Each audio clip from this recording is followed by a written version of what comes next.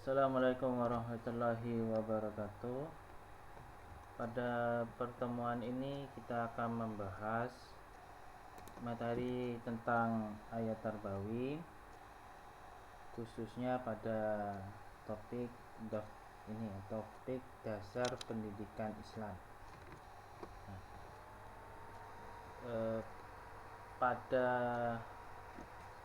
dasar pendidikan Islam ini saya mengutip satu ayat Al-Quran pada surah An-Nisa ayat 59, yang mana berbunyi, Allah Subhanahu wa ta'ala berfirman, wahai orang-orang yang beriman, wahai orang-orang yang beriman, taatilah Allah dan taatilah Rasul Nabi Muhammad serta ulul amri, pemegang kekuasaan di antara kamu.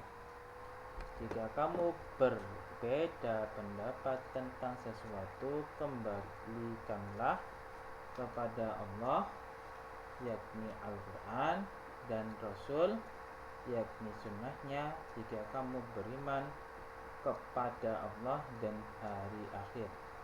Yang demikian itu lebih baik bagimu dan lebih bagus akibatnya di dunia dan di akhirat. Ya, jadi di dalam surah An-Nisa ayat 59 ini berbunyi, ya, taati Allah dan Rasul serta taati ulul amri, pemegang kekuasaan. Ya. Nah, di sini, ya, di dalam surat An-Nisa ini, ya, nanti kita akan membahas 3 subtopik. Yang pertama tafsirnya, yang kedua yakni asbabun nuzul, serta yang terakhir adalah mafhum tarbawi, ya, yang ada di dalam surat An-Nisa ayat 59. Oke, ya. Pembahasan pertama, ya, kita masuk pada tafsir surat An-Nisa ayat 59. Ya.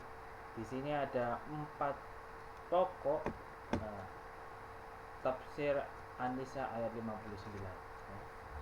Yang pertama yakni ketaatan kepada Allah Subhanahu wa ta'ala, ya, dengan mengamalkan Al-Quran sebagai pedoman hidup. Ya.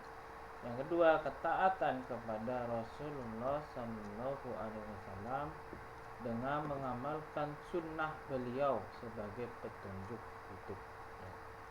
Nah, ini berarti tafsir An-Nisa memerintahkan kepada kita untuk taat kepada Allah Subhanahu wa ta'ala dan Rasulullah Sallallahu Alaihi Wasallam, atau kita harus mengamalkan Al-Quran dan Sunnah Rasulullah. Ya. Pokok bahasan, pokok inti, ya, inti dari tafsir An-Nisa ayat 59 yang ketiga adalah ijma' para ulil amri. Ya. Ya, ulil amri ini siapa? Ulil amri itu adalah manusia yang dipercaya, ya, oleh umatnya, ya, yakni seperti ulama, panglima tentara, pemimpin maslahat umat atau umum, ya, seperti pedagang, pembuat barang, petani, kepala pekerja, pemimpin partai, ya, direktur serta pemimpin redaksi surat kabar. Artinya ijma para ulil amri itu, ini, ya, para ulil amri itu adalah termasuk pemimpin kita, penjabat-penjabat di Indonesia itu adalah ulil amri. Di surat tafsir An-Nisa ini menjelaskan kita diwajibkan taat kepada ijma' para ulil amri, ya. Begitu.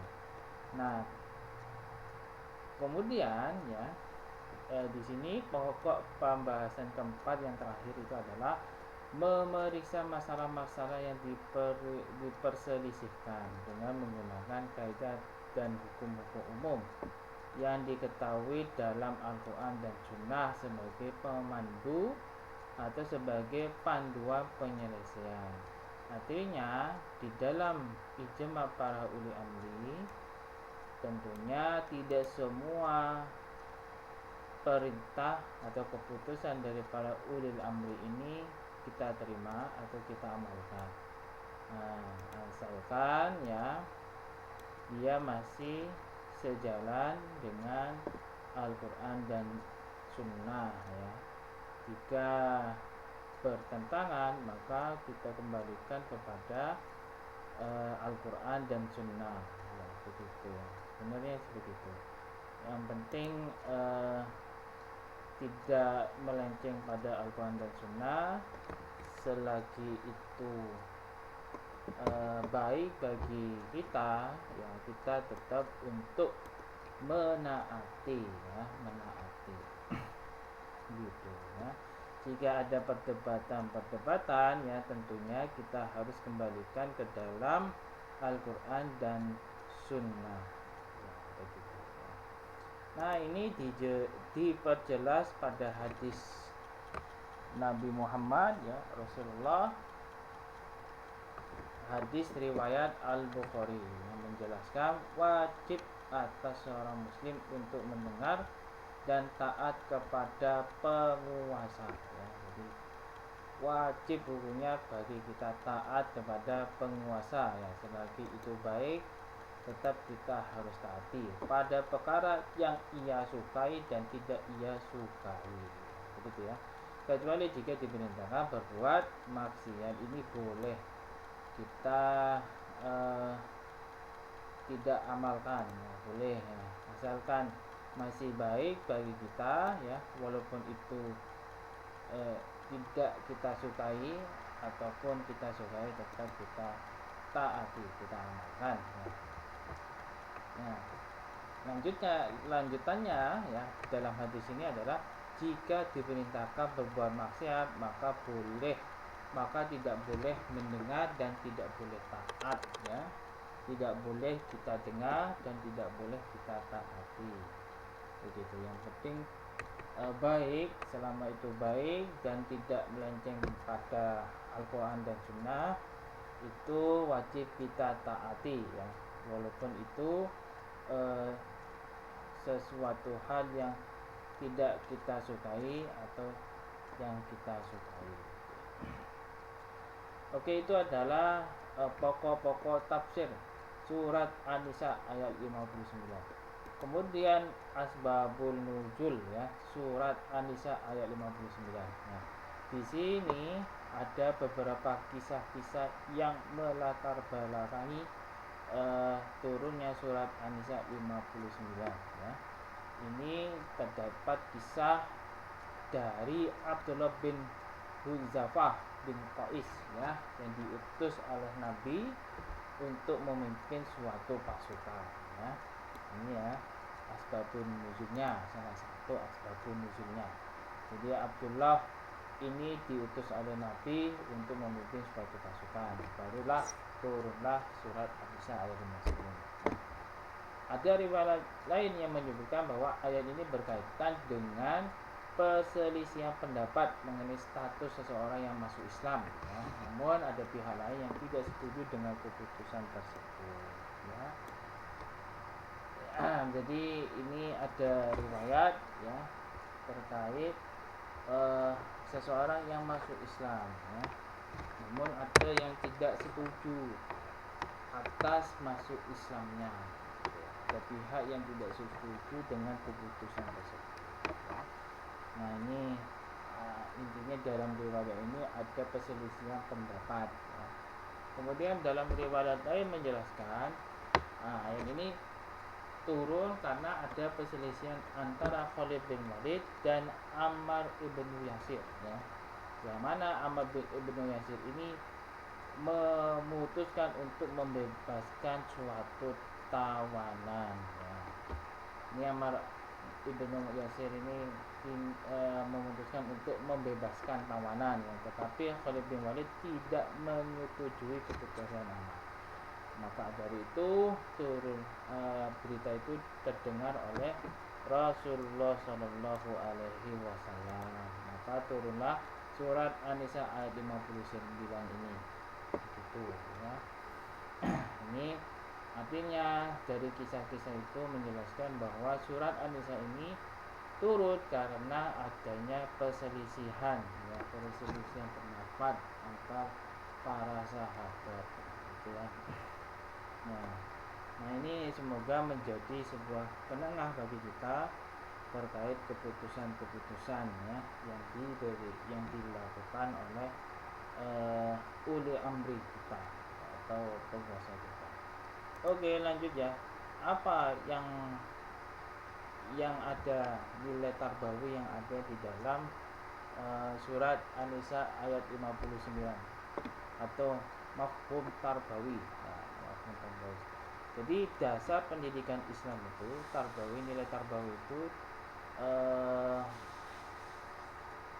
atau dasar dari pendidikan Islam itu ditegakkan pada Al-Quran, Sunnah, dan peraturan, ya. Kalau kita peraturan perundang-undangan yang berlaku di suatu negara, karena peraturan perundang-undangan itu merupakan istima ulil amri, ya.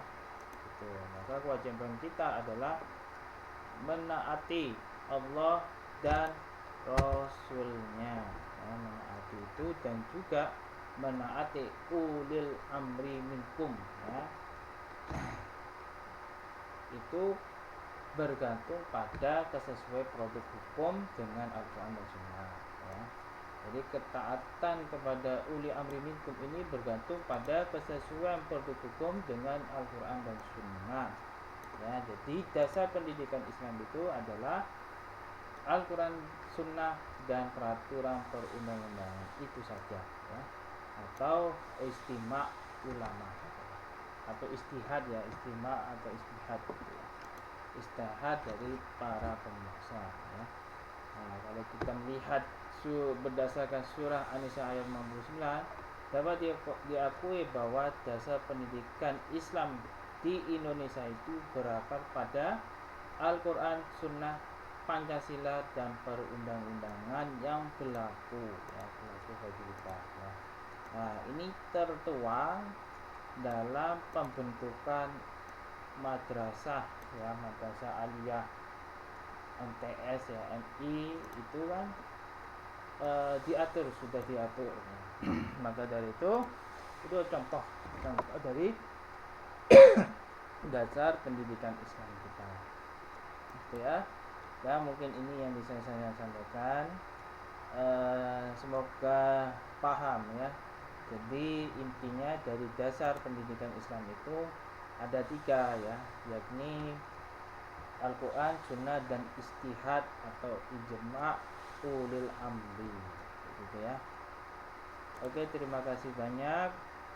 Assalamualaikum warahmatullahi wabarakatuh.